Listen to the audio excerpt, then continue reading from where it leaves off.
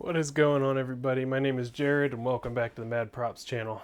In this episode, I decided not to sit on my butt and wait for another quart of brightside paint to show up to finish up the deck. So while I'm waiting on that, tonight I'm going to show you how to rebuild, well, I should say reseal your trim cylinders.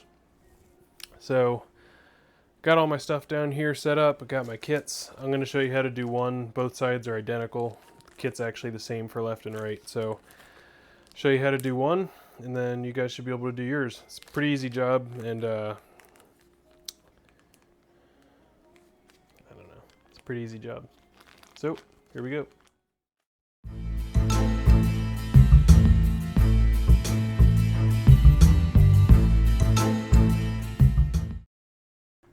Alright, first bit of advice I can give you is, this is weird looking, but this is actually a lid from a plastic bin that you get at like Walmart, Home Depot, whatever, stuff like that.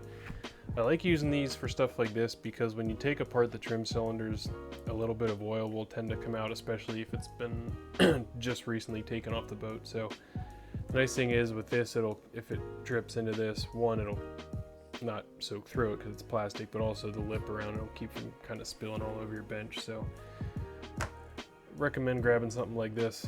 So first thing I did here, which I didn't bother showing because it was already off of this one, is the anode popped off the top of the trim ram, and I popped out 3 of the sleeves. The other one I think is still stuck in the outdrive or something. So got the sleeves and the anodes off, and I kind of wiped it off with some degreaser just to get the big chunks of stuff off of there, just to try and keep things somewhat clean.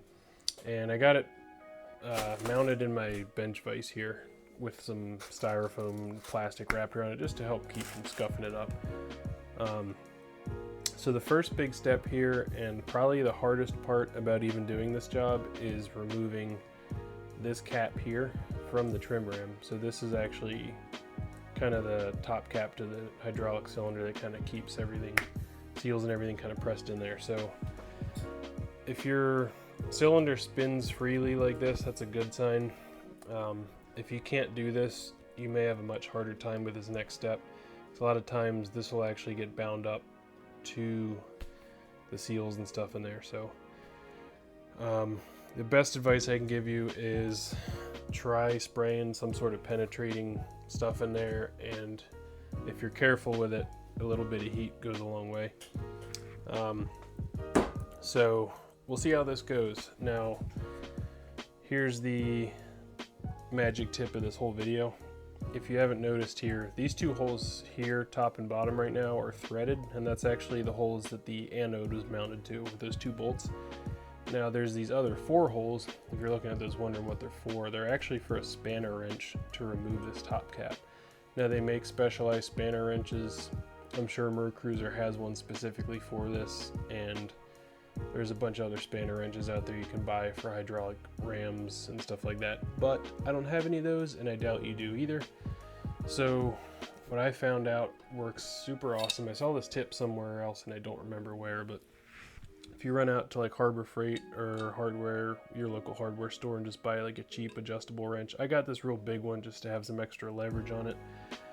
And the secret here is drill out 2 holes in the end of it and press in. I just used some like hardened steel bolts that I had. Press these in, and now you have an adjustable spanner wrench, which is pretty sweet. I've used this thing on a bunch of other stuff ever since I made this for the last time I did some seals. So that's going to be step 1. Order your kits and make this, or order a spanner wrench if you want, whatever floats your boat. So once you got this mounted in the vise, hopefully you can see what's going on here. Basically, you want to hop up here. We'll see how this goes, if I need heat or not, but it's basically just adjust this. Now don't put these in the 2 holes that are threaded because you'll damage the threads for the anode, but adjust this so it drops in like that. I like to adjust it out just so it's kind of tight, and then basically you just want to, this is regular thread, lefty loosey, so alright, that one wasn't too bad. Okay, so we're just gonna thread this out the whole way. Adjust these back in. Well, there we go. Now, okay, I got it that far. Now I don't want to do it the rest of the way up here because once I get this cap out, that's when all the oil is going to leak. So just throw that back down there for now. Bring you guys back over here. And point me so you can see what the heck's going on. There we go. Okay. Now, while I'm over here, I'm going to get this the rest of the way out.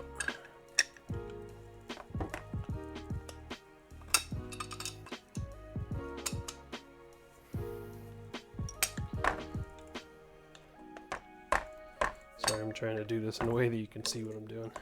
You can already see there's some milky oil coming out of here, so that's one good way to know you have leaking trim rims. Okay, I'm gonna get this by hand now. Oh shoot, I brought down disposable gloves and don't even wear them. So one of the other big perks of working down on the bench and not out in the garage on the boat is I don't have to worry about fiberglass getting in my beer. Okay.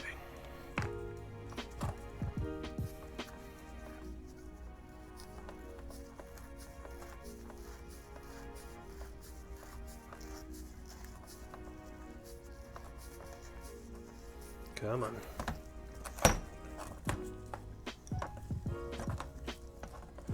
There we go. Oh yeah, there's the stuff.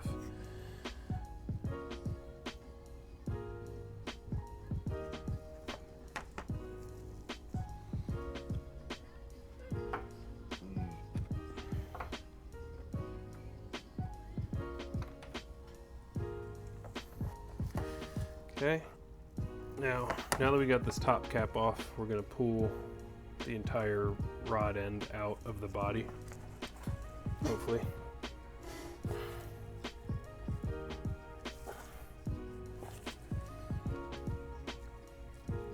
At least I think.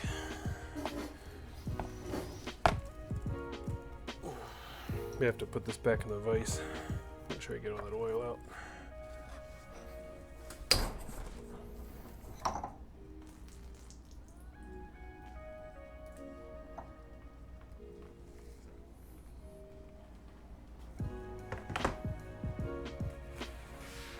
Probably should have those oil absorbing pads for this, but eh. Paper towels. Paper towels. Oops, big stain. Oop, not anymore. Paper towels. Oh my gosh, you spilled some water? No, not anymore. Paper towels. So what we need to do is take this bolt off of here. Sorry. Take this bolt off of here in order to get the gland end with the cap off of here, because there's seals internally to this that we need to replace. So I'm going to throw this in the vise. I'm not going to move the camera over. You just clamp on this end because this can't spin. So clamp this end and loosen this end. Alright, so I got this started. Now you want to be careful with this because there's these little springs in here. And if I recall correctly, there's also steel balls under here. So these are basically check valves. So when you loosen this nut off, you want to make sure that stuff doesn't go flying across the room and you lose it. So just be wary of that. Okay. It's not going to go flying on me, which is good. I don't think. Although I say that now, it'll probably go flying on me. Okay. So that assembly comes off. Now take this bolt out. Okay. There's some gunk in there. It looks like it's some old Loctite actually. So here are the springs and the seats, the check seats. So you do not want to lose those. I actually don't have milky oil in the bottom, which is good, but still going to clean everything out anyway. Oops, there's the ball. I knew there was a ball in there. Okay. So the ball goes under that plunger then. There it is. Okay. So that's off, that's off. That off of there. Collar, bolt. And basically just taking, yeah, see that Loctite's so old, it's just like hard as a rock, it's flaking off, which I'm just going to take that off because I don't want it to break loose and then get down inside the plunger and cause problems. So that's disassembled. Now the next is to pop off the gland end. Okay. Now this is where most of the parts in your seal kit go. In fact, I think almost all of them. So what's going on inside? Now let me clean this up and then I'll show you. It's kind of nasty in here. Okay. So now I'm kind of racking my memory on how this goes, but if you look down in here, just looking at this one, I can already tell looking at it the seals are shot. This top, especially this top one, is just kind of mangled all crap, which makes sense because that's the one that's exposed to the most kind of debris when the cylinder's retracting. The bottom ones are okay, but this one does have some scoring in it, so it makes sense that there's water in there. Oops. Now, this is the fun part. You have to get these clips out of here, and all I have is this giant freaking screwdriver, so I'm going to try and do this and not stab myself in the face.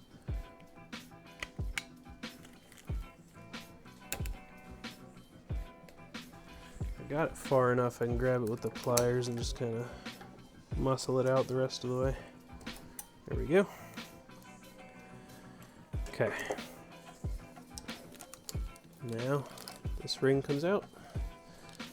The first seal that has, this has actually got metal inside of it. It's kind of like an overmolded seal, so this one's just totally destroyed. Now the key is you need a pick like this with a hook to get these out, so let me see if I can hold this in one hand and show you with the other. So there it is. Focus, focus. Okay, so we're gonna go in here and just kind of hook under that seal. Easier to said than done when I'm looking at the camera screen. Oh man, that's rotten. It's hard as a, whoop, yeah, it just broke. That's hard as a rock. Okay, so that seals out. Now it's gonna be easiest, I think, to flip. I might be able to get this one. So now that we're looking down in here, these top seals are out. This one here we just removed. Now the one down here is not actually a seal. It's a copper continuity ring. So the purpose of that is actually to give a good ground connection between the hydraulic cylinder and the body for your anode system. So if you look around here, you'll actually see one little spot where there's a flat sticking out. So let's see if you can see this. See that? Just pull up and it'll hit you right in the face like it just did with me. So you'll see what that looks like when we go to rebuild. Now, to get this last one, I'm going to have to flip this back over. It's going to be easier to get to it from the other side. Remember, don't go nuts with clamping this in here because you can actually deform this cap. So there's just one more O-ring in here. We got to get out with the pick. And again, be careful not to score this either, so if you can't get it, just take your time. So there's the last O-ring. Now this one actually looks like it's in decent shape, but obviously we had water in our oil, so we're going to replace them all because it comes in the kit. Okay, so at this point, I think I'm going to pause. I'm going to throw all these parts in a bin with some degreaser, and then clean all this gunk off of here. And then I'm going to rinse that out with water, dry everything off, maybe even clean them with a little bit of acetone or mineral spirits. And then I'm going to get a clean container of automatic transmission fluid and throw all the internal components in there. I'm not going to throw this in because this isn't really immersed in oil, it's just this internal surface. And then I'll also coat all the new O-rings, seals, and everything in that automatic transmission fluid before I put it in. So I'm going to pause here a minute, go do what I just said. No need to show you that. But there is one last thing I need to tell you here, and I'm not going to be able to show you on camera, but you see that gray metal disc in there? Let me see. Yeah, there's a metal disc in there. That's not the end of the cylinder. That's only like this far down right now. It's not typically just going to fall out on its own. You can kind of hear it rattling in there.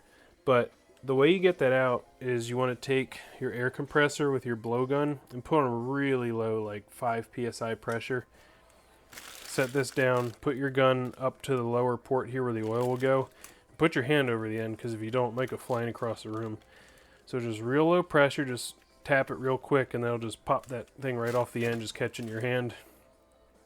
Pop it out and throw it in the parts bin with all the other stuff to clean it up. And like I just said. So I'm going to go ahead and do that. And I'm actually going to disassemble my other cylinders so I can do all this at once. And then I'll bring you back to show you the reassembly process. So that's it. Reassembly super easy. Disassembly is the hard part. Look at how strong, you can't even rip. It rips if you pull a little bit too hard. Look at this, take it down, put it on the table. Rips again, no big deal. All right, people, it's a new night and everything is clean and ready to go. So in the last clip, everything was taken apart. I went through and cleaned everything off. And I took the air compressor and blew these things out of the bottom so you guys didn't see that. That's the little plug, I guess you'll call it, that sits in the bottom. So I popped that out, removed its O-ring, and then included that in the cleaning parts bin. So I wiped everything down and then threw it in a bin with some automatic transmission fluid in it, which is why this is red here. So, all right, let's get started. So first we're gonna go with this piece, which is the top cap. That red stuff again is just transmission fluid. So I'm just gonna wipe off any major excess, if anything, just to keep it from slipping out of my hands. But okay, so let me grab my bin here. So I just have the bin that had transmission fluid in it with just a little bit extra, so you won't see it, but I'm gonna take these O-rings off camera and dip them in the fluid before I install them. So this gets one of these large rings, and for some reason these Sierra kits, I don't know if the other ones come with 2 of the large rings and you only need 1, so I don't know if this covers Gen 1 cylinders, if they use 2 of these large rings or not, but don't freak out if you have an Alpha 1 Gen 2 and you end up with an extra large O-ring. It's not missing from somewhere, so. And trust me, I checked the number of ones that I took off, so I'm not making it up.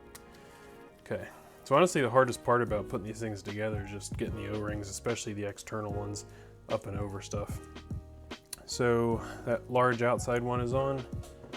Now you have 2 on the inside that are the same diameter, these kind of smaller ones. Not the smallest one that comes in the kit, but the pair of kind of smaller ones. So we're basically working backwards. This one goes in this first internal groove on the inside. So these are kind of tricky because you kind of have to collapse them down and then get them to go in the slot. It's really just once you get it started, it gets a little easier. You just kind of work your way around. Okay, that's what we're going for, if you can see that in there. Next is this metal continuity clip. So one thing I will say is most of these kits are pretty interchangeable. There's certain circumstances that I would say always buy OEM like Quicksilver or Mercruiser brand or Mercury brand, but with these, an O-ring is kind of just an O-ring. There's really nothing fancy going on here, but what I will say is some of the cheap brands, this ring is stainless steel. Don't buy those brands, because for one, this is copper coated. This may be like beryllium copper or something, but if anything, it's at least copper coated to help give you a good connection, and at least it's softer too, so it's gonna wear. May even be phos bronze actually, but I was afraid with the stainless steel wires, like for one, it's not a good conductor, and 2, steel's pretty hard, so rubbing this up and down on the internal rod inside the cylinder kind of freaked me out if it would start wearing a track or something. So look for the ones that have the coppered color rings. So that goes in the second kind of middle groove. So it's maybe easier to go in from this side. Just kind of get the one end in and then squeeze the second end. Sorry, it's kind of hard to show what's going on here. Just kind of all you can see is my fingers. But okay, so once that's in there, see if you can see this. All you can really see of it when it's fully in is the flat section that's down in there. Let me look at the screen, see if this is even focusing. Yeah, So that kind of one flat section sticks out. There you go. So that's what you can see when it's in properly. Now the third ring goes in the last groove. Okay, now this piece is done, so trust me on this one. This next step doesn't sound very important, but oh, you know what? Hold on. Hold that thought. A couple more seals have to go in here. Okay, so now the next one we're going to put in is this kind of rubber coated copper ring, wear ring. Gets capped off with the metal washer, and then the retaining ring. So I just kind of start one end and work it around. Come on. Whoop, I get it. One thing you don't want to do with this top retention clip is bend it in too far, because it will deform and not spring back. Cool, there we go. That's what we're looking at when it's fully installed. Okay, now I'm just going to check down there for any kind of debris that might have got in there. Okay, so what I was saying a minute ago. Get all the excess oil off my hands here. Paper towels. Okay. So grab the rod end, make sure it's nice and clean. Okay, now trust me here, put this on here now, because if you don't, you're gonna do what I did and put this whole assembly on here first, and then go to put this on and you can't. So trust me. Okay, set that aside now. Now, more O-rings. So we put one of these on here. So this is kind of like, also say the middle of the road size. There's a pair of these as well. Now this one was really hard to get on the other one for some reason. It wasn't real stretchy. So there's that on there. Set that aside. I'm gonna do this one on here. Now these two O-rings are the same size, so you can't mix them up. The two biggest ones and the two medium ones are actually there's 3 sets of pairs, I guess I should say, but again, you don't use one of those biggest ones. And then there's only one of these real small ones, and that goes on the end of the rod end. This is one that you'll probably miss when you're taking it apart.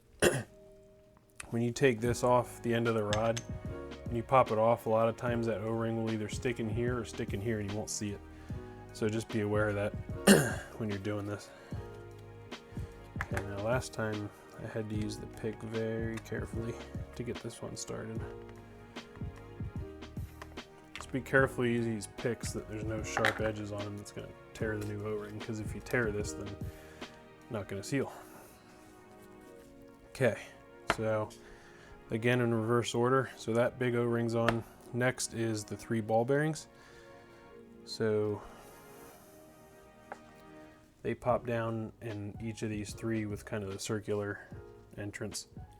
So they pop down in the middle.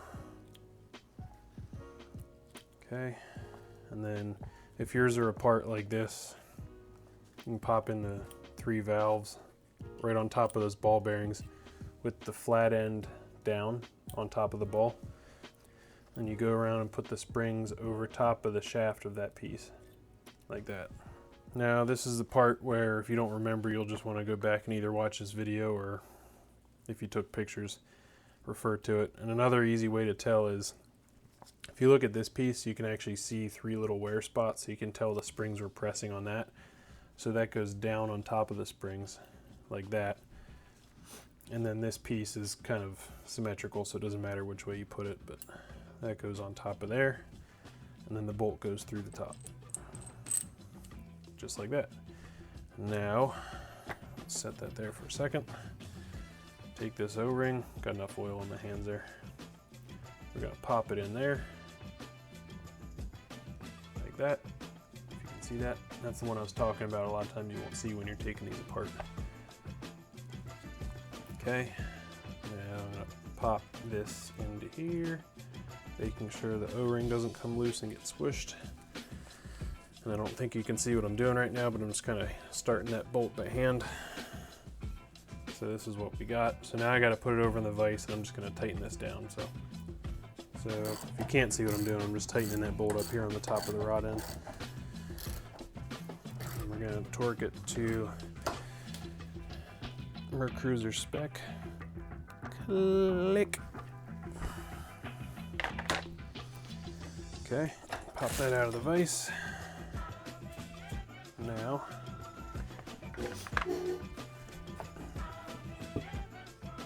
oops, that cylinder's done. That's why it felt heavy. Okay, we got our empty cylinder back here with this cast piece that goes in first. So you put it with this big radius facing down and the dished side facing the top of the cylinder. So you just kind of get it started down in there nice and square, and then use something with a wooden handle on it, like this old wooden screwdriver, the end of a hammer. I'm just gonna knock it down. Just like that. Just to get that O-ring started, because you're not gonna be able to do that by finger. So just push it down most of the way, and then the rod will push it the rest of the way. So next, we're gonna take our rod assembly and put it in. So get it started like that, and then again, just hit it by hand or a wooden rubber mallet if you need to. Okay.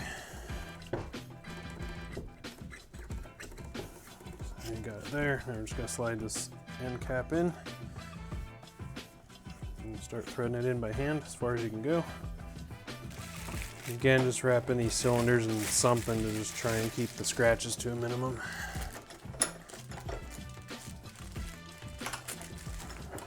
And again, don't clamp the crap out of these because you can deform this forged or cast cylinder body. So with our homemade spanner wrench, pop it on here, spin this home. Okay. Now, the downside of this is you're really not going to be able to measure your torque, but we're sealing on that O-ring anyway, so the torque spec is not absolutely critical there, but use your judgment, give it a good snug, but don't try and break the wrench on it. So that is it, guys. That's our cylinder back together. Okay. So let's give it one last little wipe down any of that excess oil from the assembly. And that is it. So don't forget you want to put your anodes back on here. I'm not going to show that because I'm going to replace my anodes anyway. They don't look so great. And if you want to touch up the paint, I would recommend pushing this in the whole way. For some reason, mine seems to want to spring back, so must be some air trapped in there or something. But so if you're gonna seal it or paint it, try and push this down just so you don't have to bother taping this off, and then just give it a good clean down and it should be good to go. Also, don't forget to put your bushings back in. These are kind of nasty. I may see what new ones cost, but no, in Mercruiser these are probably like 10 bucks a piece or something. So I'll reuse them, except for the one is broken, so I'll have to replace that. But that's it, guys. It's a real easy job, and there's not a lot of documentation on YouTube on how to do this. In fact, I don't think there's really any, at least any start to finish. So hope you guys find this useful. Yeah, so one more thing off the list, guys. Thanks for watching. See ya.